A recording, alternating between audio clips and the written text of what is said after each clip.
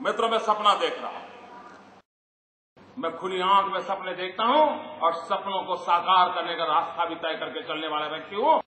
અમારા વિસ્તારમાં નદીઓ પર ડેમ ચેકડેમ જેવા બંધો બંધાયા છે, જેથી પાણીનો સંગ્રહ થાય અને ભૂગર્ભમાં ઉતરે, જેથી ભવિષ્યમાં પાણીની સમસ્યા ઓછી થાય। इस बार हमने देखा है कि इतना इंटरेस्ट है गुजरात के लिए यहाँ बिजनेस करने के लिए कि कंपनीज अपने आप संगठन करके आ रही है। नरेंद्र मोदी की गुजरात में आप गवर्नेंस देखिए, टॉप क्लास। एक दफा नहीं, दो दफा नहीं, 3 दफा इस देश में यूनानिमसली डिक्लेयर कर दिया गया है कि सब बेस्ट एडमिनिस्ट्रेटेड स्टेट है गुजरात। हमारे नरेंद्र भाई मोदी प्रदेश के 14 मुख्यमंत्रियों में से सबसे अधिक स्थिरता यहाँ के शासन को दे सके हैं। There is only one person who has been taking a proactive stand against terrorism in India, and that is Narendra Modi. In course of time, I think the Chief Minister will find that he will not have to attract people to Gujarat. The question will be, you're stupid if you're not here.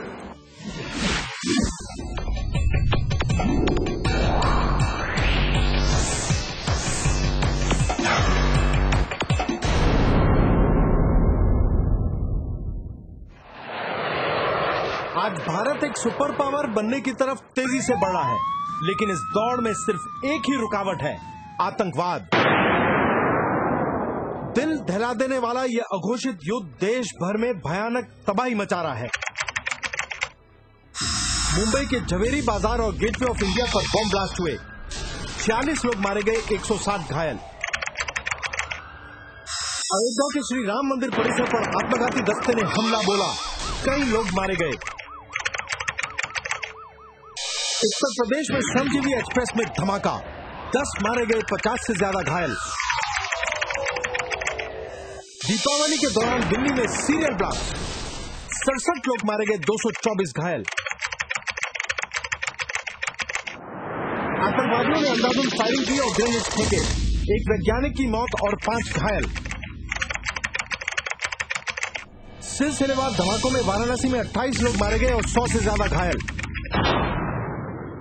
आंकड़ों के मुताबिक सन 2006 में 1492 निर्दोष हिंदुस्तानी दहशतगर्दों के शिकार बन गए। क्या गुनाह है उन माँ बहनों का? किसी का भाई छीन लिया जाता है, किसी का लाडला छीन लिया जाता है, किसी बहन का सिंदूर पहुंच लिया जाता है। क्यों? कब तक? 11 जुलाई सन 2006 शाम के 6 बजे से 6:40 तक का समय मुंबई पर भारी पड़ा। लोकल ट्रेनों पर लगातार 7 अलग अलग जगहों पर बम ब्लास्ट किए गए। तकरीबन 200 लोग मारे गए, 625 घायल हो गए। पुलिस के मुताबिक इस हादसे को अंजाम दिया था लश्कर तोयबा और सिम्मी ने। हमने देखा है कि भी ऑफिशियल लैक्सिटी से और पब्लिक की लैक्सिटी से महाराष्ट्र में क्या हुआ, उसी टेररिज्म से। मुंबई धमाकों में शामिल सिम्मी यानी students Islamic movement of India ने कई और आतंकवादी घटनाओं को अंजाम दिया है। सीमी पर जो चार्जशीट है, उस चार्जशीट में ये तमिल मुस्लिम मुन्नी कड़गम का नाम है। उसी पार्टी के साथ तमिलनाडु में कांग्रेस पार्टी चुनाव समझौता किया और चुनाव लड़ा। आप आतंकवाद से लड़ सकते हो क्या? दुनिया भर के कई देशों ने आतंकवाद से लड़ने के लिए अपने अपने कानूनों को और भी सख्त कर दिया है, लेकिन यूपीए सरकार ने तो आतंकवाद के खिलाफ देश के सबसे मजबूत कानून पोटा को ही निरस्त कर दिया। एक काम करो, इस देश के सुरक्षा बल के जवान जिन्होंने इस भारत मां की सेवा करते करते, जिन्होंने निर्दोष नागरिकों की सेवा करते करते अपने जान गंवाए हैं, उन शहीद परिवारों से सिर्फ वोटिंग करवा लीजिए और उनको पूछिए कि पोटा का कानून रहना चाहिए कि जाना चाहिए। अगर वो कह देते हैं तो फिर आपकी मर्जी, आप चला लीजिए। किसी भी सरकार ने जीरो टॉलरेंस डॉक्ट्रिन नहीं बनाई। अगर जीरो टॉलरेंस अगर आज आप सच्चे दिल से पूछें, जीरो टॉलरेंस ऑफ टेररिज्म है सिर्फ गुजरात में है। देखिए, जब गुजरात में वो बड़ा इंसिडेंट हुआ था अक्षरधाम वाला, उसके बाद पुलिस बड़ी चौकस हो गई थी, एडमिनिस्ट्रेशन, पॉलिटिकल सेटअप जो है, और उनका एक लक्ष्य था कि टेररिस्ट को गुजरात में घुसने नहीं देना है। The only person I see doing that is Mr. Narendra Modi. I think Mr. Modi has the same nationalist streak in him than Mr. Putin, you know. He stand up for Indian value. He would stand up for India.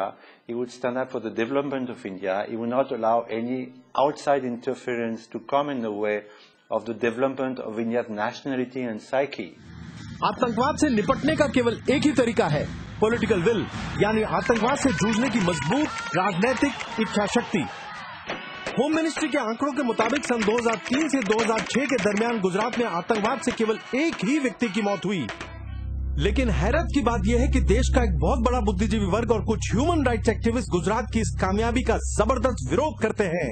Narendra Modi की सरकार ने ये बिल्कुल स्पष्ट कर दिया है terrorist को, या जो भी टेररिस्ट को पनाह देने वाला हो, कि भाई ये 5-6 साल में उन्होंने ये क्लियर किया है कि देखिए सरकार इसमें आपको बख्शेगी नहीं। और ये सिग्नल देना सारी कंट्री में जरूरी है, और क्योंकि उसका सिग्नल इतना स्पष्ट है इसीलिए ये सब उसी को टारगेट कर रहे हैं। एक चीज को एक टेररिस्ट की व्यू पॉइंट से प्रेजेंट करना और उसको ट्रूथ समझना, और जो वर्जन पुलिस का हो या हुकूमत का हो उसको फॉल्स समझना, ये हमारी प्रेस की एक खास खूबी है।